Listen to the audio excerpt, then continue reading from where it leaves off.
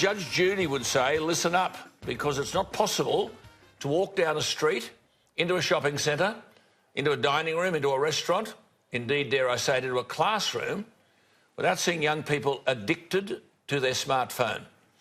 And if they're not talking, I might add from the earliest age, to a friend in a phone conversation, they're playing all manner of video games. And of course, if they don't, they're on the outer. That's what their friends do. And indeed, the schools encourage them to bring these devices as a learning instrument. Now, admittedly, they can Google and the information available is unbelievably good, so parents fork out a fortune to equip their kids with smartphones and iPads and update them. And I suppose parents think that these clever devices will encourage their child to become a tech guru and develop creative skills and, of course, hope of all hopes, use these computers to boost their learning. Well, here's the bad news. There's now a growing body of evidence that shows that smartphones are doing the opposite. Rather than making us smarter, to use the scientific language, they reduce our cognitive ability. Now, the cognitive skills relate to things like thinking and reasoning and remembering. There are cognitive processes taking place as I speak to you. All that means is these are things like attention and perception and memory and language. Now, think about it. This is what the research is saying. The constant dependence on these smartphones, far from boosting learning, the opposite is the case. How much do they remember? How much can they think independently? And with this addiction, what is their attention like? Or their memory? Has their language improved? Now, of course, these things were banned in Victorian schools recently. Parents were up in arms, though one study showed 80% of Australians did support the ban. Many private schools are now implementing phone and device bans in schools. In fact, the King's School, Australia's oldest school at Parramatta, have just done that this week. Well, at Macquarie University Neuroscientist Professor Mark Williams presented the latest research on all of this in a special Sydney Science Week presentation last Monday, a couple of days ago, titled, Are Smartphones Making Us Dumb? Professor Mark Williams joins us in the studio. Well, this is pretty terrifying stuff. Answer your own question. Are they? Alan, I think they really are. The big problem with the smartphone is that it's taking over a lot of the abilities that we need to actually learn. Our brain, we need to use it or we're going to lose it. And that's a big problem that's going on here. When we're using a smartphone, we're not using a lot of those abilities. So in kids, they're never developing those abilities. And in adults, we're actually losing those abilities. So we're not actually... See, to keep it simple, what Mark is saying is that the information you're saying that we learn or gain on a digital device we don't remember. That's right. Exactly. And also... It's a bit like being driven, isn't it? Does it have an effect on whether or not we're inquisitive or not as kids? Are kids as inquisitive today as they were? No, it doesn't seem to be. So kids today, well, kids that are on devices a lot of the time, they don't have the attentional span that they used to have. Well, that's your point about the attention-grabbing signals. There are these buzzers going off or there are messages coming and they're jumping from one to the other, aren't they? That's correct, yes. I might add, not just kids, so are adults. I mean, you go to restaurants, they actually arm these kids with them, don't they? There's kids on one here, something on here, and everyone's doing this sort of stuff. You're saying, therefore, these smartphones affect our memory and our concentration. That's correct, yes. So one of the big problems is Google Maps. So you wouldn't think Google Maps would be such a bad thing. But if you're using a Google map, you not only don't remember where you've gone or how you got there. That's correct. But you also don't remember anything about what happened when you were there, the journey and the process that went on. Now, our episodic memory, which is what has happened to us in the past, is all tied to where we are. So if you don't remember where you are, you don't remember what actually happened in those places. So, and a lot of research is now coming out showing you don't have the same emotional attachment to those places or to the experiences that you have in those places. Well, if you just, mums and dads watching us, think, I mean, this is common sense. If you think of our own recent experiences, you said in that paper that the smartphones are linked to reduced social interaction, dinner table, no one talks to you. They're on these things. Inadequate sleep. I mean, they're into this night and day.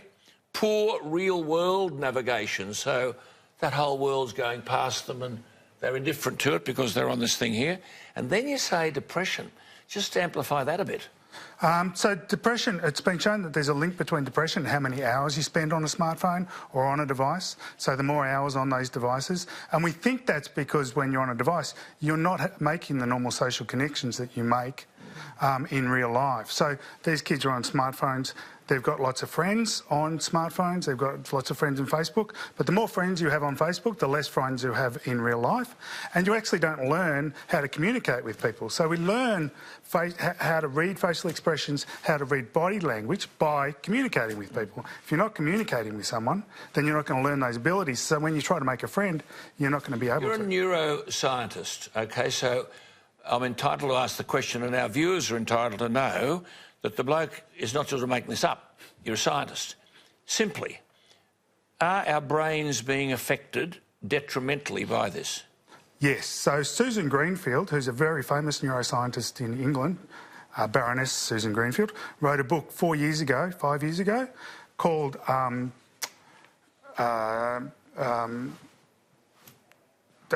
something... Oh, sorry, I've forgotten the name of the book.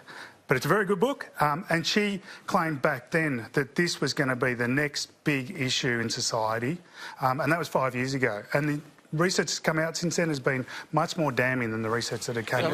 Like our brains are just turning to mush. I can't get across. Well, there's this thing called dopamine. We won't sort of get into all of that, but yeah, that's a chemical in the brain which activates all these other processes. And, of course, these buzzing and the notice here, and what you're saying in this addiction, it becomes so addictive that you want more and more of it. Mm-hmm. And the purpose of the buzz and the message, then you jump from one to the other and you keep at it. You want a little more next time. And so the software developers, knowing that, aren't they? Oh, absolutely. The software developers, they're into it. So more notifications and more buzzes and more functions. So you stay on all of this, and you've got things that move and flash, and your attention is continuing on the device. Very similar to the way manufacturers changed poker machines. I was just say gambling quite good. Keep people interested, to keep them at the machine. Yes. There's more bells and whistles. I mean, there's always a new app, isn't there? Absolutely. Now, you said in that paper there are 4 billion smartphones worldwide. That's correct. And you called it a revolution. Yes, it is. It's amazing. I mean, this is the first time technology's taken over the world in this sort of level. Some of the big things that have happened in the past, such as the printing press, but it was only limited to a small number of countries and a small number of people. But this is the first time we've had a technology that's gone global. There's people in the highlands of Papua New Guinea, in tribes, that have mobile phones. I mean, that sort of thing's never happened before. And, of course, like everything, it takes a long time before you can get an adequate body of information to be able to have qualified research. So now the research is emerging. That's what you're saying. Yes. And you people are doing all of this. You're saying there is research where mobile phone users who are accustomed... You said this on Monday. Cop this, Richo. Who are accustomed to having their phone on vibrate mode think the buzz is still occurring even when the phone's turned off. What? But I had a young bloke today when I was sort of putting this stuff together, and he said, well, that's true. I think that. 90% of college students in the US find they have phantom buzz syndrome. 90% of college students. Why buzz syndrome? Why would it even got a name? It does. Well, why would we be giving kids, arming kids with something which is as addictive as gambling? Yes. And in the UK, 25% of 6-year-olds, 25% of 6-year-olds have a mobile phone. And yet you wrote in that paper on Monday that Bill Gates and Steve Jobs both admitted they knew all this stuff backwards, restricting their children's access. Absolutely. Both of them said... And you have too? Yes. Your kids? Absolutely. And so, but against that, these software companies are targeting schools, aren't they? They're fostering the addiction. You said this, the more time that kids spend on digital devices, the less empathetic they are, the less they're able to process and recognise facial expressions, so their ability to actually communicate with one another is decreased. That's correct, yes.